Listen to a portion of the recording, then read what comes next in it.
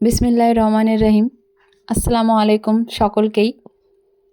এটা আমার প্রথম ভ্লগ। অনেক দিন থেকেই ভাবছি একটা ভ্লগ দেব, বাট সম্ভব হচ্ছিল না। আল্লাহর রহমতে আজ সেটা সম্ভব হয়েছে। প্রথমেই দেখাচ্ছি আপনাদেরকে আমার ছাদ বাগানের একটি গোলাপ গাছকে। এই গোলাপ গাছটিতে এবার অনেকগুলো ফুল ফুটেছে, অনেকগুলো কুড়ি এখনও বাকি আছে। দেখুন, দেখুন এই গোলাপটি ফুটেছে, কি সুন্দর লাগছে না? ভারী মিষ্টি কালার একটা, তাই না? এই দেখুন, একটা কুড়ি, এই একটা, দুটো, তিনখানা কুড়ি এখনও ফুটতে বাকি।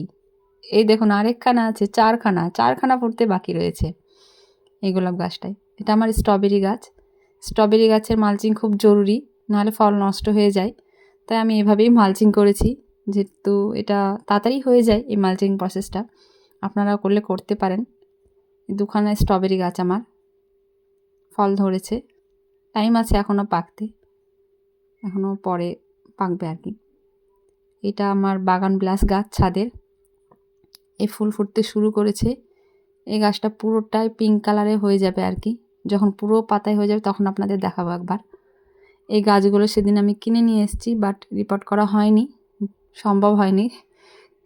আর কিছুদিন পরেই আমি রিপোর্ট করি, গাছ কেনার সঙ্গে সঙ্গে করি না। কিছুদিন পর ওয়েদারের সাথে অ্যাডজাস্ট হবে, তারপরেই আমি রিপোর্ট করি, এগুলো করব। এটা আমার ছাদ বাগান।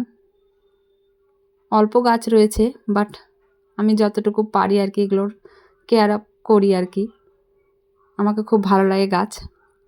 আর এই গাছটি আমি এবছর কিনেছিলাম খুব কম টাকায়, মাত্র 10 টাকায় এই গাছটি কিনেছি আমি। দেখুন কতগুলো ফুল এসেছে এবং কুড়িও ধরেছে অনেকগুলো, কতগুলো ফুল ফুটেছে, কি সুন্দর লাগছে তাই না? দারুণ দারুণ লাগছে এক কথায়। অনেকগুলো ফুল হলো, এখনও ফুল ফুটে আছে, আরও ফুল আসবে, এখনও ধরবে। তো এখানে আমি আমার এই ভিডিওটি আজকে শেষ করছি। আশা করছি আপনাদের সকলকেই খুব ভালো লেগেছে। যদি ভালো লাগে আমার ভিডিওগুলো, তো লাইক, কমেন্ট এবং শেয়ার করবেন। আজকের মতো আসি তাহলে, দেখা হবে পরের একটি ভিডিওতে। টাটা, ভালো থাকবেন, সুস্থ থাকবেন।